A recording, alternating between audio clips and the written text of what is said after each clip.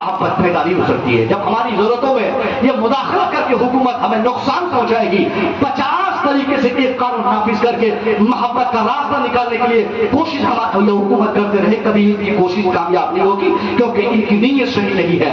अब ऐसे में हम मुसलमानों को करना क्या है? हम मुसलमानों को कसम खा लेनी है कि हमको शादी इस्लाम के कानून के एतबार से करनी है।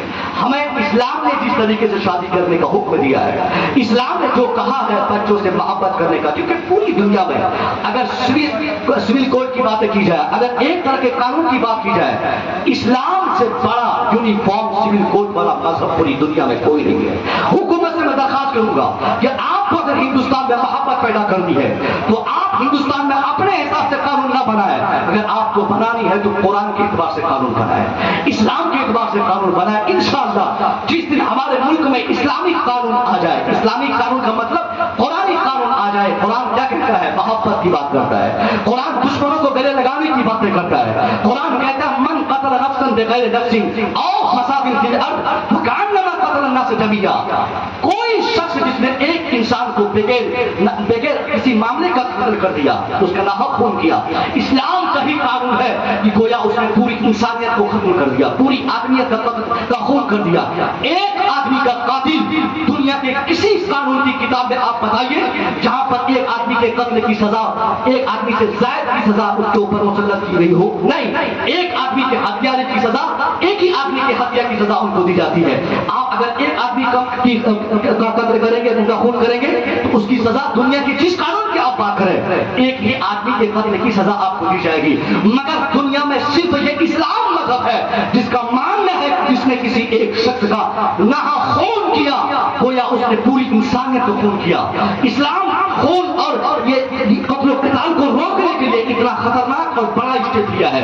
इसलिए हुकूमत से गुजारिश है, अगर आपको यूनिफॉर्म सिविल कोड नाफिज करने का शौक है और हिंदुस्तान में मोहब्बत रवादारी की बातें आप करते हैं और देखना चाहते हैं, तो इसके लिए एक ही रास्ता हमें दिखाई देता है, इस्लामिक कानून नाफिज कर दीजिए। इंशाअल्लाह मोहब्बत पैदा हो जाएगी। क्योंकि ये बात मैं अपनी तरफ से नहीं कहता हूँ, यूरोप का बहुत बड़ा पढ़ा लिखा, बहुत बड़ा नेता जिसको नेपोलियन हम कहते हैं, नेपोलियन को हर पढ़ा लिखा इंसान जानता है। नेपोलियन कोई मामूली इंसान नहीं जिसके पीछे 7,000 फौज का दस्ता 24 घंटे घूमते रहता। एक इशारा नेपोलियन करता कि चलो इस देश पे हमला कर रहा है, 7,000 लोग उसके पीछे तलवार लेकर 24 घंटा अपनी गर्दन कटाने को तैयार रहते। उस बड़े बादशाह का नाम, लीडर का नाम नेपोलियन है। नेपोलियन बहुत दिनों तक सोचता रहा कुरान को मिटाया जाए, इस्लाम मिटाया जाए, कुरान फैलने से रोका जाए, नमाज को हम रोक देंगे। 24 घंटे उठते बैठते नेपोलियन के दिमाग में यही भूत सवार था कि कब इस्लाम रोक दे,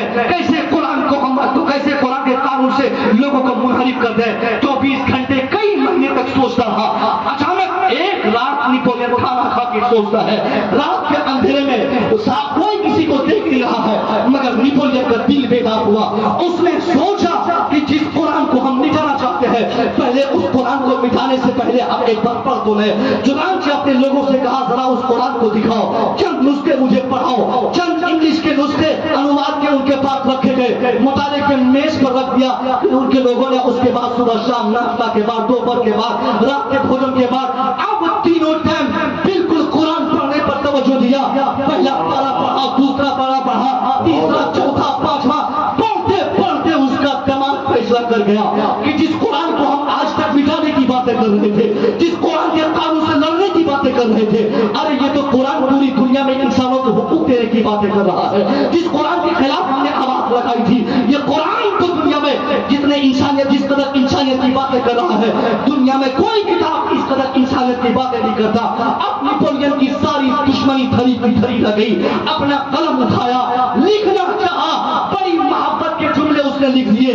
वो नेपोलियन जो आज तक कहता था इस्लाम मिटाओ, कुरान मिटाओ, आजान मिटाओ, नमाज मिटाओ, मगर अब मोहब्बत की बातें करने लगा। अब कहता I hope the time is not for us when I shall be able to do it. वो कहता है आई होप, यानी मेरी आशा है, मेरी तमन्ना है, मैं ये चाहता हूँ, I hope the time is not for us. वो कहता है बहुत जल्द ऐसा भी वक्त आने वाला है, ऐसा भी समय आने वाला है, when I shall be able to do it, जब मैं इस काबिल बन जाऊं, जब दुनिया के तमाम पढ़े लिखों को, तमाम एजुकेटेड लोगों को, तमाम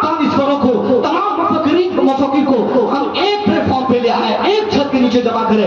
When I shall be able to unite all the wise and educated men from all countries of the world. اس نے کہا دنیا کے تمام پڑھے لکھوں کو ایک چھت کے نیچے میں لا کر کیا کروں؟ یہ جو آج لوگ کہتے ہیں سول کوڈ کی باتیں کرتے ہیں، آج یہ کیونکہ ان کا دماغ خالی ہے، یہ ان پڑھ ہے، یہ جاہل ہے، ان کو علم نہیں، ان کو گیان نہیں کہ اسلام محبت کی کیسی باتیں کرتا ہے. اسلام بیٹی بہن بیوی بھائی چھوٹے بڑے دشمن دوست یار سماج کے ہر فرد سے محبت اور ان کے حقوق دینے کے دلانے کی باتیں کرتا ہے.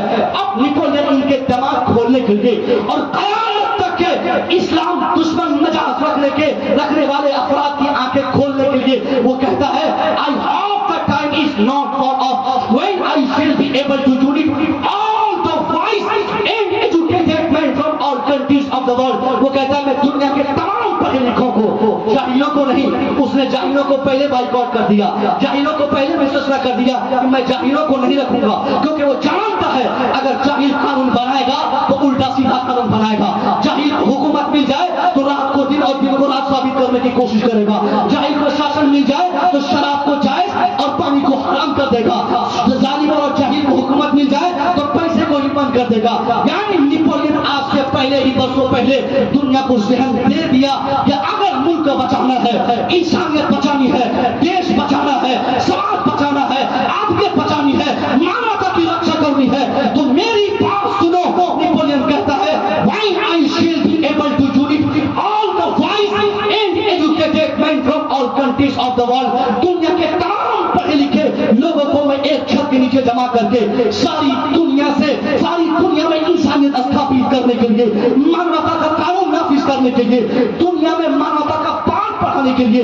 اب وہ کیا کہتا ہے اے دنیا والوں، یہ جو دنیا میں لڑائی ہو رہی ہے، یہ دنیا میں جھگڑے ہو رہے ہیں، first world war, second world war, یہ ساری چیزیں جو سامنے آ رہی ہے، بھائی بھائی میں جھگڑا، باپ بیٹے میں لڑائی، ماں بیٹی میں جھگڑا، ایک گاؤں والوں کو دوسرے گاؤں والے سے نفرت، ایک ضلع والے کو دوسرے ضلع والے سے نفرت، ایک راج والے کو دوسرے راج والے سے چیڑ.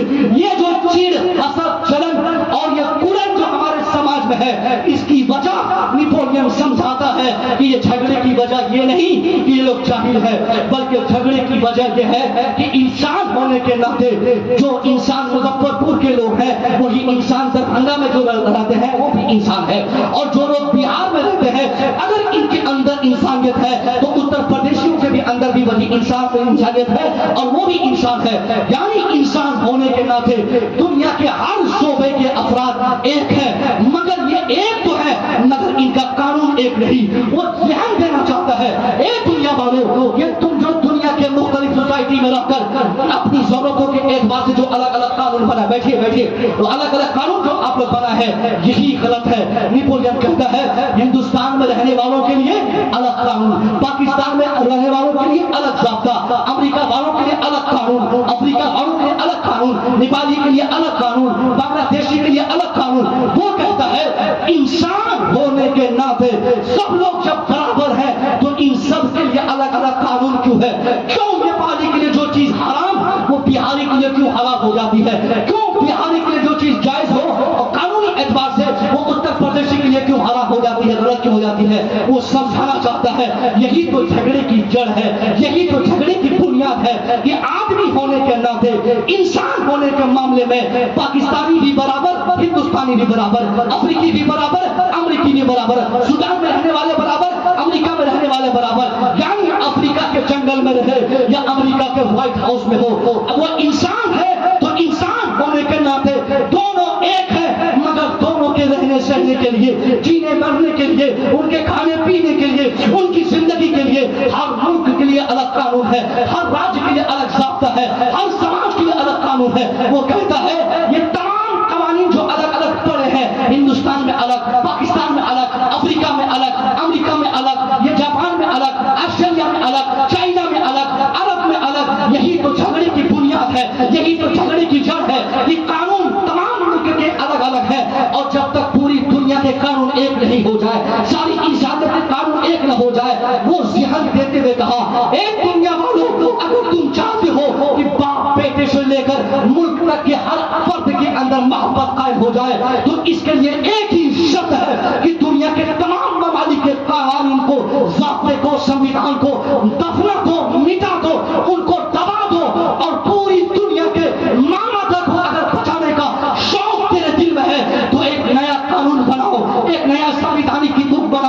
ایک ایسا संवैधानिक ایسی کتاب بناؤ جو کتاب افریقی کے لیے بھی ہو, امریکی کے لیے بھی ہو, پاکستانی کے لیے بھی ہو, انڈین کے لیے بھی ہو, نیپالی کے لیے بھی ہو, آسٹریلین کے لیے ہو. یعنی وہ ذہن دینا چاہتا ہے ملک الگ ہونے کے باوجود جب ایک قانون پوری دنیا کے مانوتا کے لیے ہوگا اسی دن سے جھگڑا مٹ جائے گا, اسی دن سے جھگڑے کی آنکھ بالکل بند ہونے لگے گی اور دھیمی ہونے لگے گی.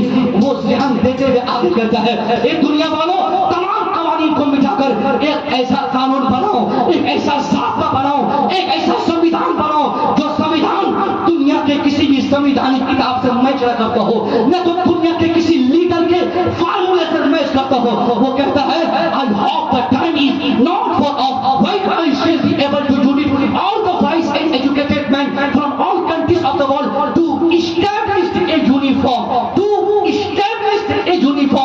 based on the principles of Quran which alone are true, which alone can lead men peace and prosperity. وہ کہتا ہے یہ تمام संवैधानिक کتاب کو الگ کر کے پوری دنیا کے مانوتا کو بچانے کے لیے ایک ایسا قانون بناؤ جو قانون نہ تو گاندھی کے فکر کے آدھار پہ ہو, نہ تو نہرو کی سوچ کے آدھار پہ ہو, نہ تو امبیڈکر کے ضابطے کے آدھار پہ ہو, نہ تو نیپولین کے آدھار پہ ہو. نیپولین کہتا ہے کہ دنیا کے تمام دانشوروں کی فکر اور ان کی نظریات کو الگ کر کے اگر ایک قانون بناؤ گے وہ قانون کسی اور کتاب کے آدھار پہ نہ ہو, نہ تو ریگویت کے آدھار پہ ہو, نہ یجوروید کے آدھار پہ ہو, نہ تو ساموید کے آدھار پہ ہو, نہ تو جم انڈیا کے آدھار پہ ہو. وہ قانون اگر ہو based on the principles of Quran, وہ قانون ہو تو صرف قرآن کے آدھار پہ ہو. دنیا میں